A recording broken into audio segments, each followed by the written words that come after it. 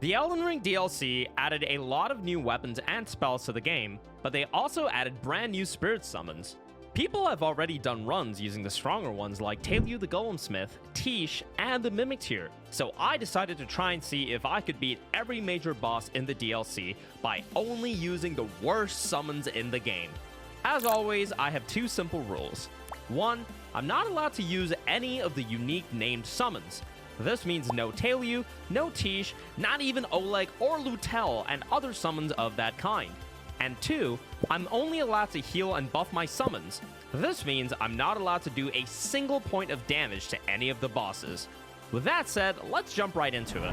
To start off, I go around collecting the revered spirit ashes scattered all over the map. Like the Scadu fragments, these items are a new mechanic in the DLC to buff your spirit ash summons. At the max level of 10, it gives your summons 90% damage boost and 42% damage negation, and right away from the start, you can reach level 8 without beating a single boss. And yes, you don't have to beat Rellana to get to Scadu Altus. You can instead take the sealed spirit spring behind Fort of Reprimand, and from here you have access to the rest of the region. While here, I also pick up the Messmer Soldier Ashes, and then I pick up the Heal from Afar spell. This spell, as the name suggests, allows you to heal your allies from afar, so this will be very important for this run. Next, I head to the Shadow Keep through the Church District, and after collecting all the few revered spirit ashes, I take the hidden coffin below. After the coffin ride, I pass the sleeping furnace golems, which leads us to the village of flies, where you can find the manfly ashes and one more revered spirit ash. After getting all the available revered spirit ashes, my next destination was Karo's hidden grave for the Glovewort tier, but first I had to go through the dragon pit, which meant fighting the ancient Dragonman first. I decided to try out our first miserable summon, the manfly ashes. Only seconds into the fight, they managed to get him stuck in a corner, and they were doing pretty okay damage with their melee attacks, but this is where I found out that they also proc poison, so their combined DPS was actually not that bad, and I felt they could easily take him down. But this is where the trouble begins. So this is how it goes. Whenever he does his big attacks like the Dragonman spell, he ends up one-shotting the flies if they aren't at full HP. And since the flies are divided into 3 separate entities, they don't have a decent amount of max HP unlike a solo summon would. So once he kills one of the flies, the fight quickly turns into his favor, and I just have to start again. But the fix was simple. I just have to keep them fully healed and buffed up at all times so they don't get one-shot, but things don't always go according to plan, and of course, while trying to do that, I quickly ran out of all my FP and couldn't heal them any longer. This went on for hours. Sometimes he would even do multiple Dragonmas in a row, and either the flies would die first or me. A second one? Oh my god! Fuck off, bitch. Oh boy. Oh. No! You will not! I have no... No! No, you fuck! What the fuck? Dude! No, what the fuck?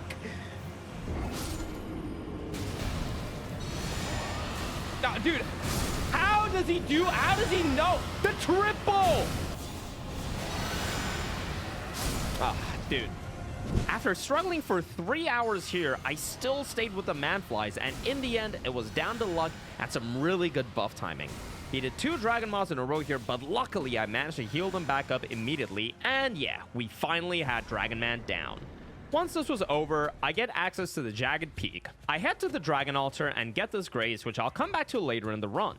After that, I finally reach the Furnace Golem in Karo's hidden grave that drops a Glovewort tier, but first, I take the Spirit Spring behind him and pick up the Gravebird ashes on this plateau. While still up here, I lure the Golem closer, and just a quick reminder, I can kill non-bosses by myself, because you can't even summon spirits against most of these guys. Anyway, I throw 3 furnace pots into his head, which is enough to kill him, and this is how you get the Glovewort Crystal tier, which boosts Spirit Summons damage by 7.5%. To be honest, that's pretty weak, but it's something when you're only using the weakest summons. Next, I grab the Bloodfiend Hexer Ashes dropped by the Chief Bloodfiend in Rivermouth Cave. This fight wasn't the most interesting, so I'm just gonna skip ahead. Moving on, I wanted to get to Midra's Manse to grab 2 more revered spirit ashes, but in order to get there, I would need to go through the Darklight Catacombs. While I was there, I also pick up the Big Mouth Imp ashes, and spoiler alert, this little guy was one of the most fun summons that I'll use later in the run, so watch out for that. Anyway, at the end of the catacomb, I finally beat my next major foe, and if you've seen my previous challenge runs, you probably know Jori is my favorite boss in the DLC. Here, I decided to try the Bloodfiend Hexer. His raw damage output was awful, but he's got quite a few attacks that build up a lot of bleed, which did make up for it. For any challenge run, the biggest concern with Jori is the ads he spawns, and initially it seemed like the ads he spawned only targeted me, which is actually great. But things quickly started going downhill when he summoned the fat dude. This guy gave me no space to cast any heals, and when he got aggro to the summon, he just completely demolishes him because the Bloodfiend really likes to stand in one spot and tank everything. Meanwhile, I was also getting spammed from every direction, so now you know why I love this fight so much. Next up, I tried the Messmer Soldier Ashes. These guys are so aggressive when they get into melee range that even without any bleed, their damage output was higher. But the best thing about these summons is definitely their shields, and since Jori likes to teleport away all the time and spam his discs, the soldiers actually had the best counter against it. Whenever they try to run towards him, they hold their shields up, so they block most of the damage, unlike other summons. This fight was starting to go really well, and I just had to see what would happen when he summons the big guy. And well, he got me again. There's just no way to heal the summon safely when he's around, but with the soldiers, the fix was simple. I just had to buff them and heal them up before he summons the big guy, and just try to run away until he despawns, and then run back in to heal them again. The soldiers, again, were great for this strat because they block most of the damage while I'm running away, and once a big summon was gone, the fight became way more manageable, so yeah, Jori goes down too. Next up, I head to the manse and grab one revered spirit fragment from this enemy and another one on top of this chandelier. But I'm not gonna fight Midra just yet. I leave him for later and head to someone else first. The dancing line is weak to fire and especially weak to bleed, so the obvious choice was to use the Bloodfiend Hexer here. Initially, the Bloodfiend was doing alright, and he managed to proc a couple of bleeds, but there was a big problem here. The line just couldn't let the poor guy stand still. The Bloodfiend would start an attack, and the line would knock him down. This went on, and unfortunately the fight was just taking ages because more than half of his attacks got interrupted. Sadly, I had to give up on the Bloodfiend again, but maybe there was a solution to this. Next, I brought back the Messmer soldiers, hoping they would probably block the knockdowns with their shields, and while not perfect, they actually did avoid most of the knockdowns. Also, the line is weak to thrust damage, so the spear guy was putting in a lot of work with the shield pokes. We got done with phase 1 really fast, with the soldiers blocking most of the knockdowns while I just stood away and healed them, but phase 2 was a true test. And yeah, all the lightning and frost AoEs made it really hard to cast spells. Surprisingly, the soldiers were still doing great at blocking most of the damage from the AoEs, and this just goes to show that shield blocks are the most OP mechanic in Elden Ring. But anyway, the line is still way more aggressive in phase 2, so before things get any worse, I do my best to keep them always fully healed up, and with that, the soldiers had yet another victory. I really enjoyed that I got to utilize their blocking mechanic in the best possible way in this run. After the line, I grab another revered spirit ash behind him and pay a visit to the Halig tree to grab the Oracle Envoy ashes, or the Bubble Boys. The Bubble Boys deal purely holy damage, so you can probably guess who I'm gonna use it against. That's right, Dark Eater Metyr. After miraculously surviving my descent into Mariana's Trench, I summoned the Bubble Boys, excited to see if they'd actually melt this boss. But surprisingly, their damage was a lot lower than I was expecting. But at least there were 4 of them, so it wasn't all that bad, and this boss has really low HP compared to other bosses. Phase 1 was free for the most part, except for the fact that he sometimes changes his target mid-attack and almost kills me, but that wasn't as bad as when I mess up in phase 2 and cast spells while he starts some magic AoE attacks, and yeah, once I get caught by one of them, I just get stun locked to death. But you know what? Nothing was more infuriating than being stuck in a spellcast animation and the boss immediately responding with a stupid horse attack.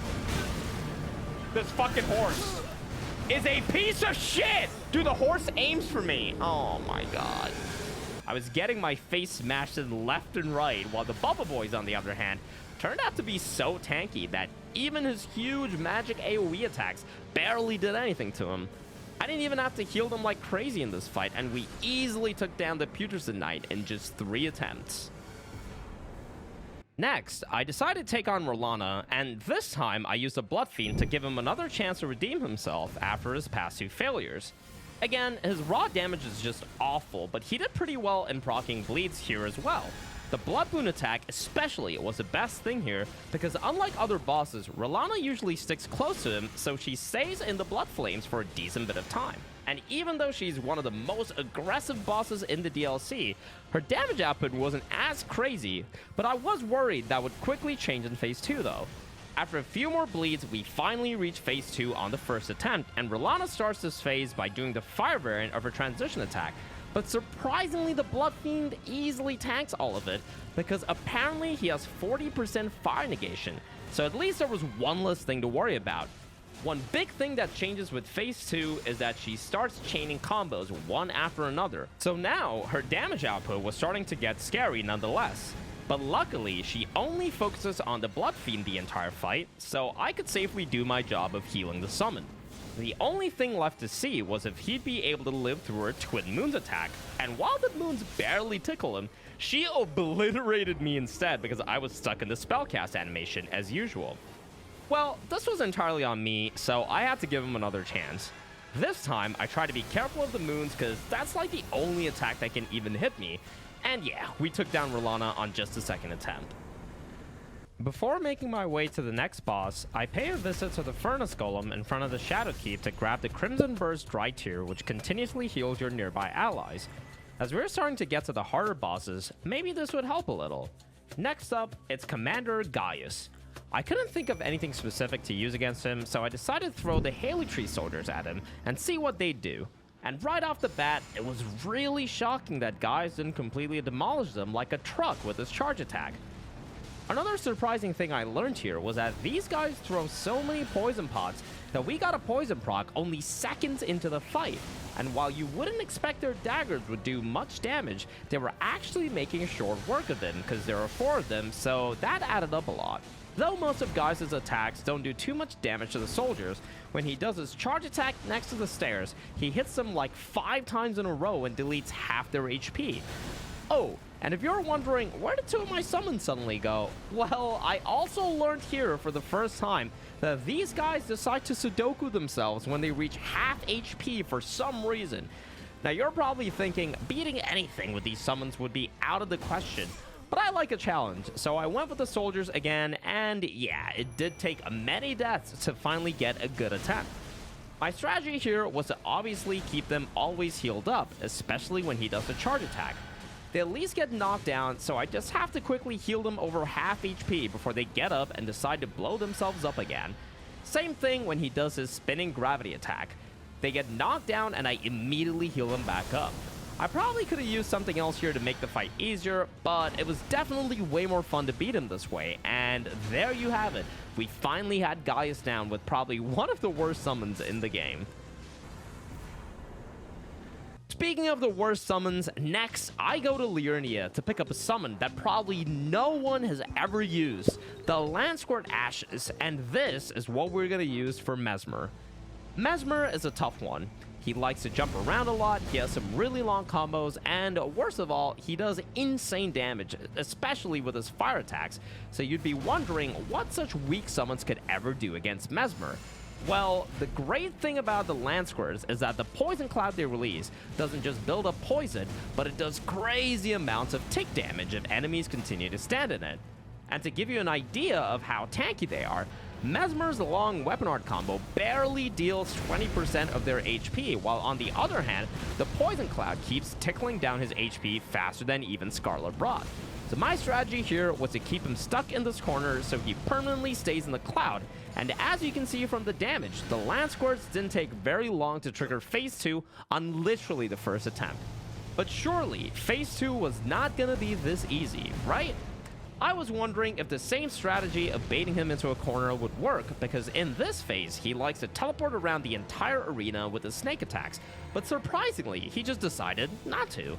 He was solely focused on the land squirts with his melee attacks, and while they were doing a great job at tanking all of his attacks and ticking down his HP with a poison cloud, I stood far away healing them with the heal from afar spell.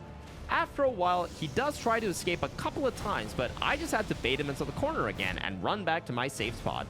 While trying to do that, I pretty much lost his attempt because I decided to buff at the same time as he did the multi-hit snake attack, and I don't know how I managed to live through that entire thing in that tiny spot, yet somehow I did. And just as the fight was about to end, Messmer decided he was done with the land squirts and started focusing only on me, but thankfully, he was poisoned and it didn't take much longer for him to go down. Next, I head to Romina. The most important thing to remember about Romina is, like every other rot-related enemy, she is pretty weak to fire damage, so here I decide to try the Big Mouth Imp. This imp, like the actual enemy, shoots a long-range projectile that deals pure fire damage, and as expected, it was doing pretty impressive damage to her, but unfortunately, so was she. It's actually crazy how Romina does so much more damage compared to even Messmer. Second try, I went with the imp again, and this time my strategy was to draw her aggro and let the imp snipe at her from behind.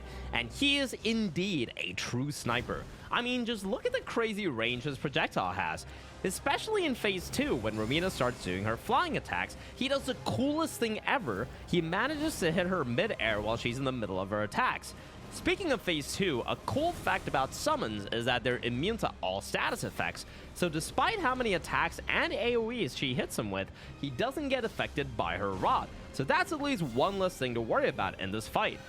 One thing I realized about this fight is how fast Romina moves around the arena from place to place, so a summon with range was probably the best thing to use here. I was already loving that the imp could hit her whenever she goes up in the air, and while all of that was really cool, the ending of this fight was definitely the highlight of this run so far. Well, except ignoring the fact that he got wombo comboed near the end and almost choked this attempt.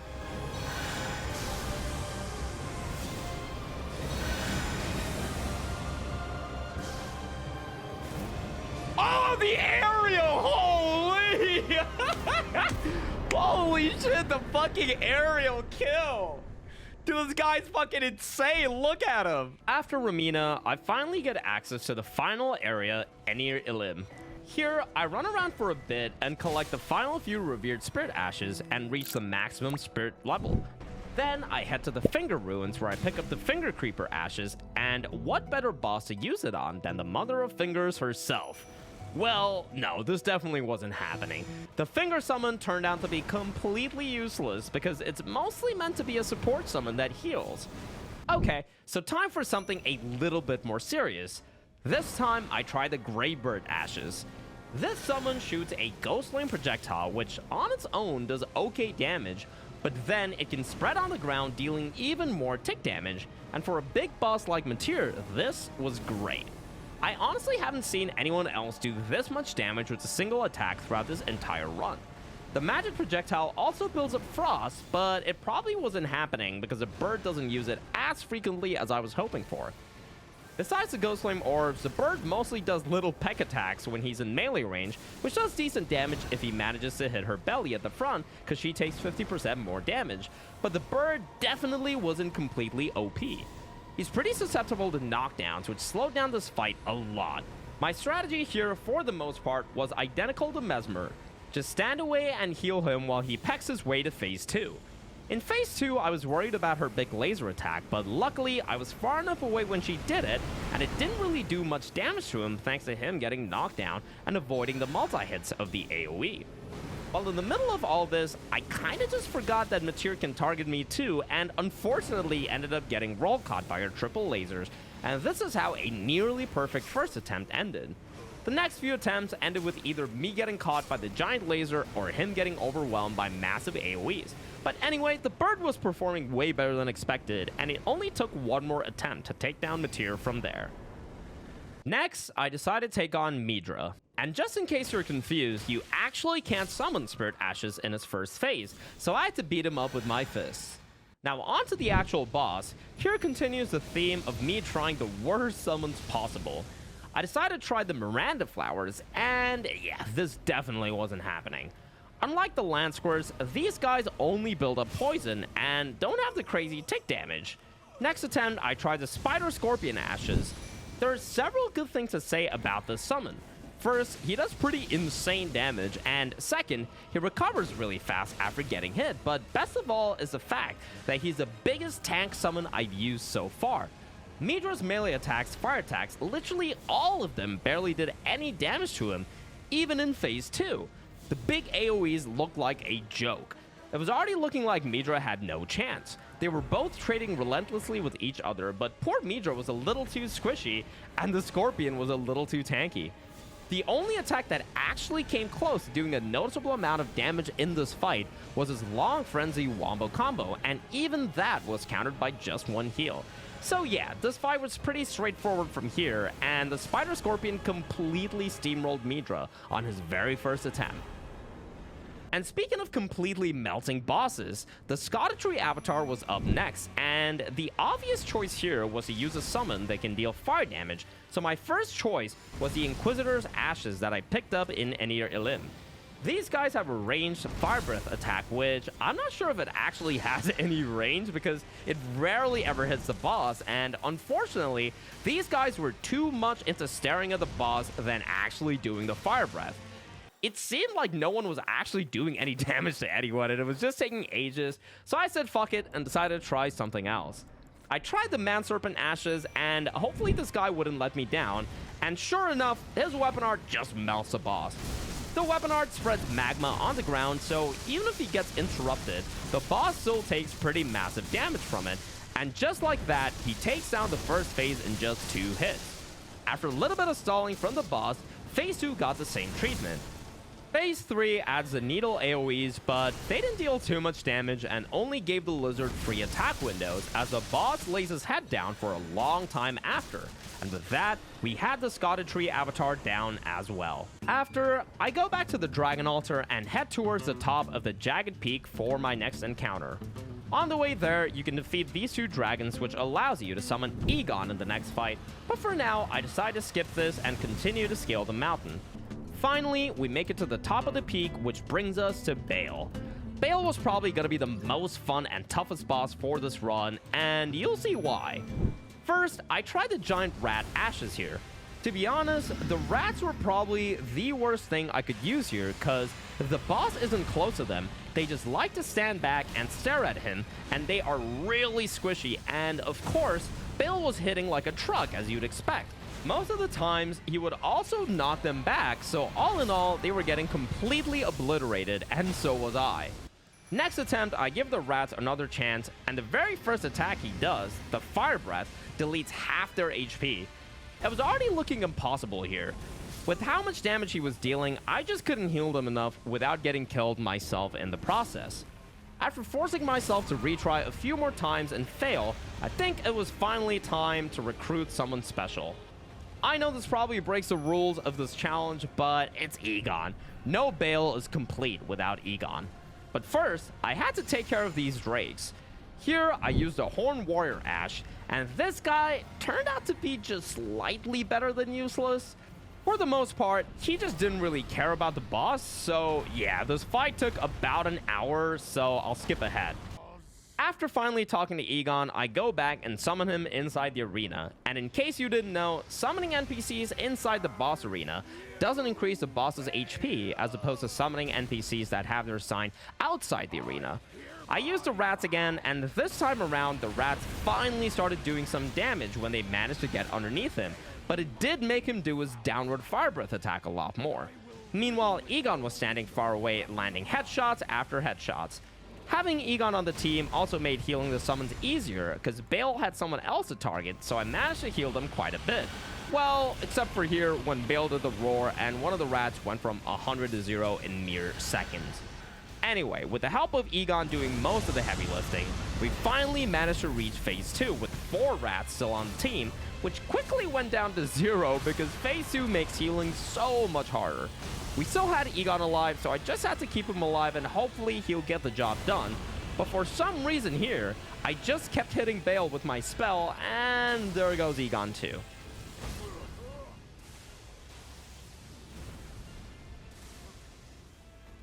After approximately 10 more tries with either me dying or Egon, we finally reached this moment where Egon and the rats managed to do something truly spectacular.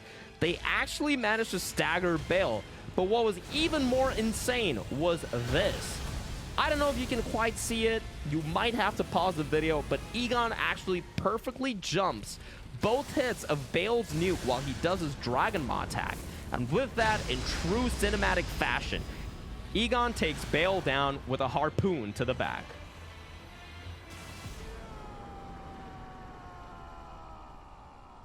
Finally, we move on to the last couple of bosses of the game, starting with Leda.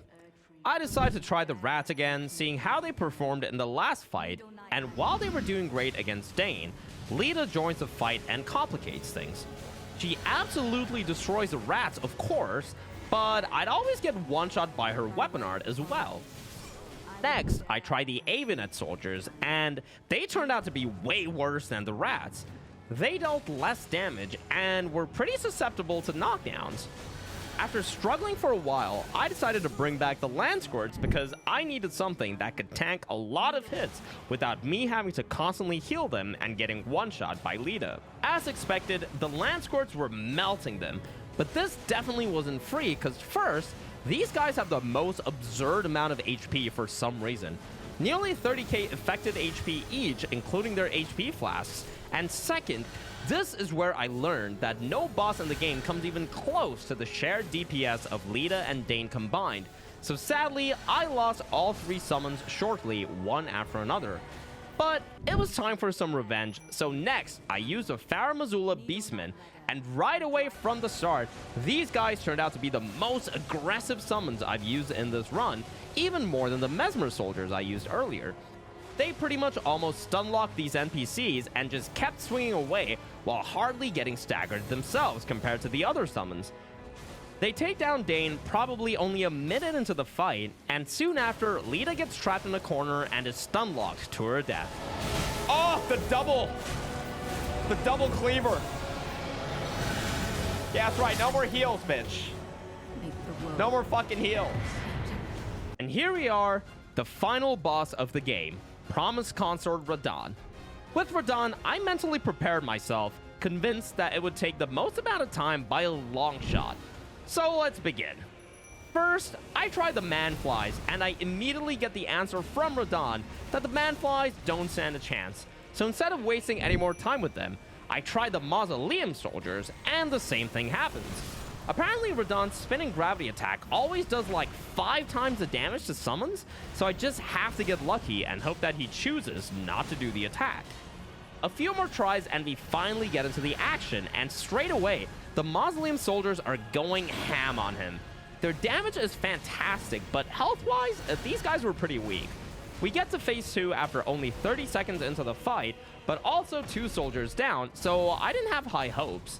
The light beams and clone attacks made healing way harder in this phase, and if you're wondering why I'm using Erdtree heal instead of heal from afar, it's because if the target is moving around too much, it's very hard to hit them with heal from afar, and with how fast the soldiers are losing HP, I can't afford to miss my heals.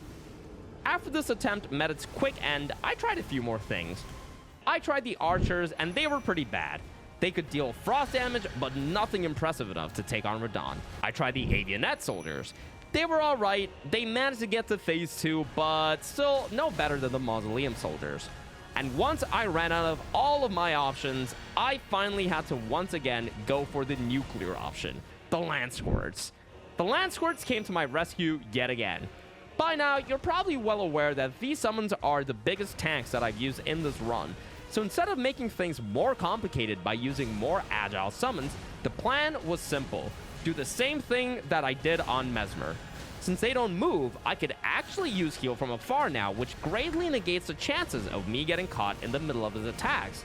Once we reached phase 2, the fight still seemed easily doable, until I noticed that here, I just kept hitting this stupid rock in the arena that blocked all of my heals, so that's how this attempt ended.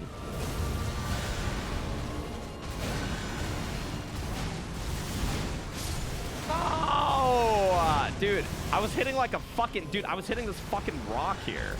That's so stupid. After hours of struggle, we finally reached this moment in the fight, just pixels away from victory, and Radahn decided to do this. No! No! Oh, he died too! Wait! Please! No! It took me at least 2 more hours of attempts to get that close again, and this time, yet again, Radahn decided to do this. The boys! The fucking boys! No, why does he always do this? Why does he always do this? Why? 1, 2, 3, 4, 5. You fuck! Go fuck yourself! Oh, the boys! The fucking boys! Oh my fucking god. Fuck this game. Fuck this boss. If you guys enjoyed the video, feel free to check out some of my other runs here.